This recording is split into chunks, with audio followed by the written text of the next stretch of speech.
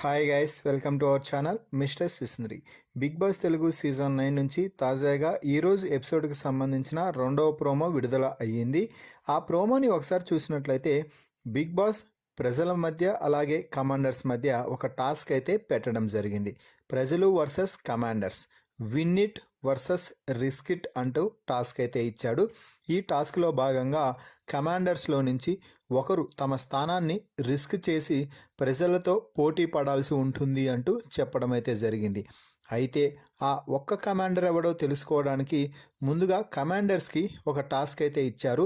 ఈ టాస్క్లో ఎవరైతే ఓడిపోతారో వారు తమ స్థానాన్ని రిస్క్లో పెట్టి ప్రజల్లో కలుస్తారు అంటూ చెప్పడం అయితే జరిగింది.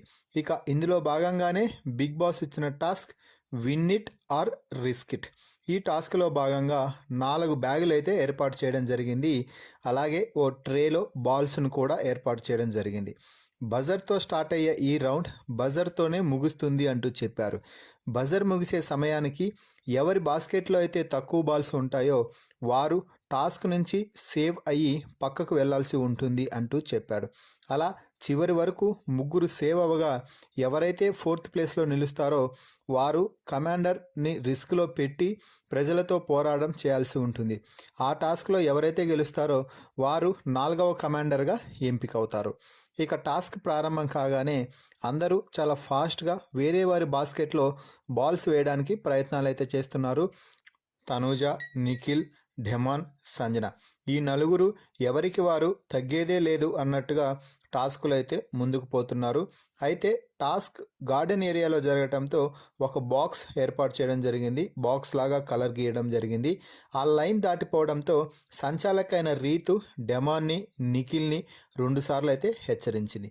ఇక్కడే నిఖిల్ మరోసారి లైన్ దాటడంతో నువ్వు అవుట్ అయిపోయావు, పక్కకు వెళ్ళి కూర్చో అనగానే తనూజ తన వాయిస్ని రైజ్ చేసి నిఖిల్ ఎందుకు పక్కకు వెళ్ళాలి, నిఖిల్ 2 సార్లు లైన్ దాటితే అలాగే డెమాన్ కూడా 2 సార్లు లైన్ దాటాడు అంటూ చెప్పడంతో ఇక రీతు అయిన సంచాలక్ ఇక మాట్లాడుతూ సరే అయితే అందరూ నలుగురు కలిసి ఆడండి అనడంతో ఇక్కడే సంజన తన వాదనను అయితే మొదలుపెట్టేసింది.